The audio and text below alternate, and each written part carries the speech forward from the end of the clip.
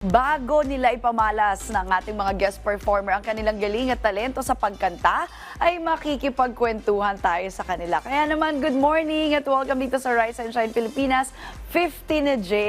Yes, good morning. Good morning. So first of all, pakilala niyo muna ang inyong mga sarili at inyong mga kasama. So, hi po everyone. Ako po si Maya. At ako naman po si Denise. Kasama po namin ngayong umaga si Nate sa acoustic guitar and then si Chio naman po sa bass. Maya and Denise, 15 the J Duo. So, ang cute naman, no? Nakita ko agad yung inyong mga clips, no? Very 90s. Bakit naman yan ganyan? Ganyan talaga usually yung look ninyo pag mga may gig kayo. Like yung branding nyo na.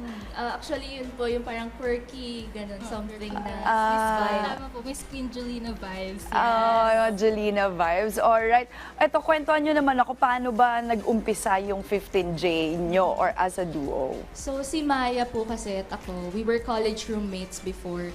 Tapos, ang bonding namin talaga, mag-jamming, kumanta-kanta sa condo unit namin. Tapos nabigyan kami ng opportunity nung college na sumali sa isang music organization at bumuo ng isang banda. At sa pagbuo ng banda na yon, naisip namin, bakit di natin pangalan ng kung saan tayo nag-start, which is sa Unit 15J. Doon na-derive ang So inyong basically, doon po pangalan. kasi nangyari talaga lahat. Oo. So, ngayon naman, meron kayong song na Semi-Ganda. Anong inspiration behind that, Maya? So yung pinaka-inspiration po kasi is yung mismong college or high school friends namin. Yung very conversational po kasi yung kanta. So doon po siya inspired. Tapos it's really meant for those na tingin nila hindi sila conventionally attractive, so they try to compensate in other means. So talagang sa confidence na lang idadaan. Hence, semi-ganda. Parang ganun. Inspired din po kasi siya dun sa mga kwento din ng kuya ko. Oh, nakakatuwa yun yung conventionally may mga standards, no? Pero beauty is relative, di ba? Beauty is in the eye of beholder talaga. And ako agree ako, yung confidence talaga, yan talaga number one na maganda, no? Denise, ano naman itong pinagkaiba nung itong semi-ganda sa mga previous songs ninyo na meron na din kayo mga sinulat na may mga nirelease na rin kayo? What's the difference? So yung Semi-Ganda actually, yun yung debut song namin sa 15J. Tapos, ang kinaibahan ng Semi-Ganda sa ibang songs namin, siguro yung quirkiness nung song and yung parang very conversational talaga siya compared sa iba namin na storytelling, ganyan. Storytelling din naman yung song namin, pero this is more, as I've said before, conversational. Alright, syempre invite nyo rin ang ating mga ka-RSP, no, na supportahan yung mga kanta ninyo at yung mga social media accounts ninyo. Saan ba kayo makikita? So ngayon po, we can be found on Instagram at official15J. Mahanap nyo din po kami sa Facebook 15J and then sa Spotify po 15J. Ayan, so follow nyo sila ha, para sa kanilang mga more gigs. Alright, di ko na patatagalin pa dahil gustong-gusto na namin marinig ang inyong pagkata. So once again, ladies and gentlemen, 50 na J.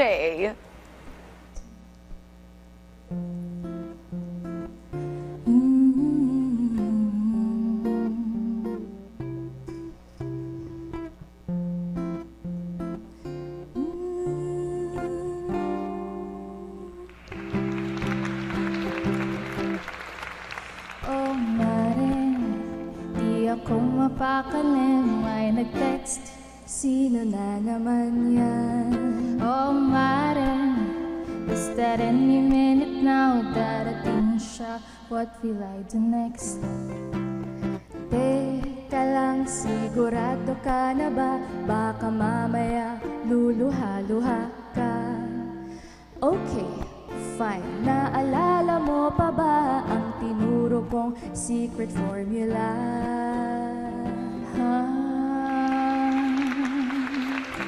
Na this is what it takes to be a semi-ganda, semi-ganda. Itadaan na lang talaga sa kapal ng mukha, kapal ng mukha.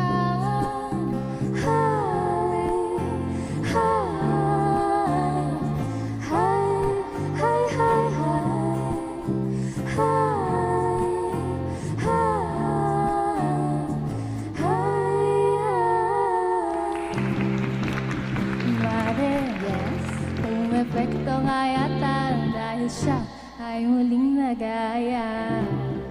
Oh, Mare, tingin ko tuloy ako ko lang daig pa si Liza. Honey, I know it takes a lot of wit, so repeat this after me. Dear self, ang main ingredient ay tiwala sa sarili. Tiwala sa sarili.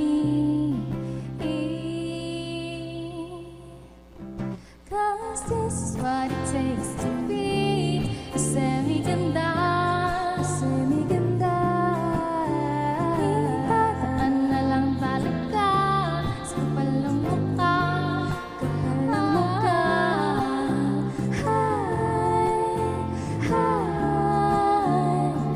Hi, hi, hi, hi, hi, hi,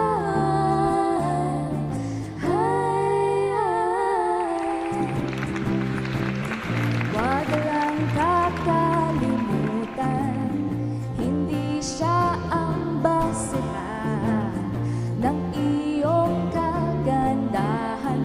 Lakas ng loob ang puhunan.